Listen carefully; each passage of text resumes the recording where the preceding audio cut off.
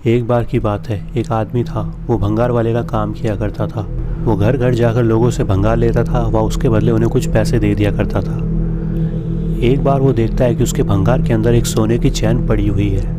वो उसे लेकर सुनार के पास जाता है और उसे चेक करने के लिए बोलता है। उसे पता लगता है कि उस चैन की कीमत 12 लाख रुपए है। इतना सुनकर वो खुशी से पागल हो जाता है। वो उस चैन को सुनार को बेच देता है और अपने घर वापस आ जाता है। दूसरे ही दिन उसे पता लगता है कि वो चैन जिस सुनार को उसने बेची थी उसने आत्महत्या कर ली। उसे कुछ समझ नहीं आता कि ऐसा क्यों हुआ, और वो यही सोचते सोचते रोज़ की तरह अपने काम पर निकल जाता है। और शाम को जब वो थक हार कर घर पर आता है तब भी वो यही सोच रहा होता है कि आखिर उसने ऐसा क्यों किया, आखिर उसके आत्महत्या करने की वजह क्या हो सकती है। इतना सोचते सोचते उसे नींद आ जाती है। तभी रात को 2 बजे उसे अपने सपनों में एक गर्दन कटा हुआ व्यक्ति दिखाई देता है और वो उसे बोलता है कि ये चैन जिससे ली है उसे वापस लौटा दे, वरना तू जिंदा नहीं बचेगा।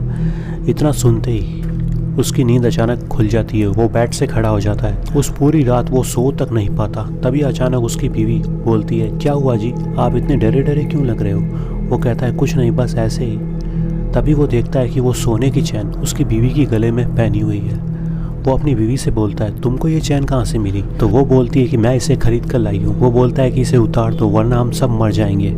लेकिन उसकी बीवी उस चैन को उतारने के लिए तैयार नहीं होती। तब वो अपनी बीवी को उसके साथ घटी पूरी घटना के बारे में विस्तार से बताता है। लेकिन उसकी बीवी उसके बाद भी उस चैन को उतारने के लिए तैयार नहीं होती। वो गुस्सा होकर चुपचाप सो जाती है। सुबह जब उस भंगार वाले की नींद खुलती है तो वो देखता है कि मेरी बीवी की लाश पंखे पर लटकी हुई है। वो अपनी बीवी की लाश देखकर बहुत ज़्यादा डर जाता है और ज़ोर ज़ोर से चीख चीख कर रोने लगता है। लेकिन तभी अचानक उसकी नज़र अपने गले पर पड़ती है और वो देखता है कि जो चैन उसकी बीवी के गले में थी वही चैन उसके गले में आ चुकी है। वो तुरंत उस चैन को खींचकर तोड़कर साइड में फेंक देता है और जैसे ही वो उस चैन को तोड़कर साइड में फेंकता है, फेंकने के बाद वो चैन अचानक गायब हो जाती है।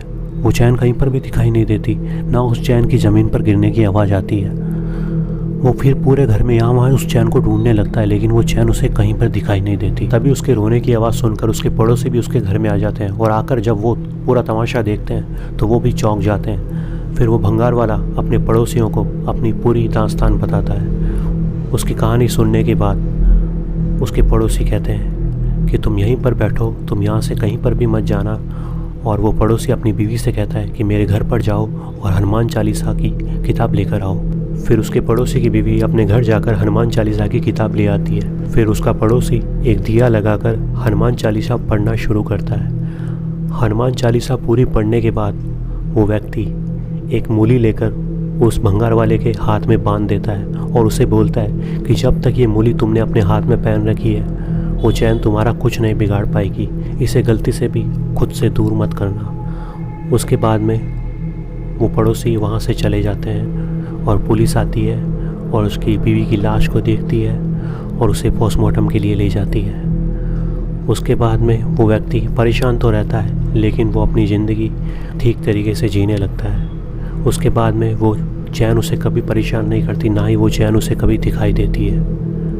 तो दोस्तों, कैसी लगी आपको आज की कहानी। अगर अच्छी लगी हो तो वीडियो को लाइक करें, कमेंट करें और चैनल को सब्सक्राइब करना ना भूलें। मैं मिलूँगा आपसे अगली वीडियो में, तब तक के लिए बाय बाय।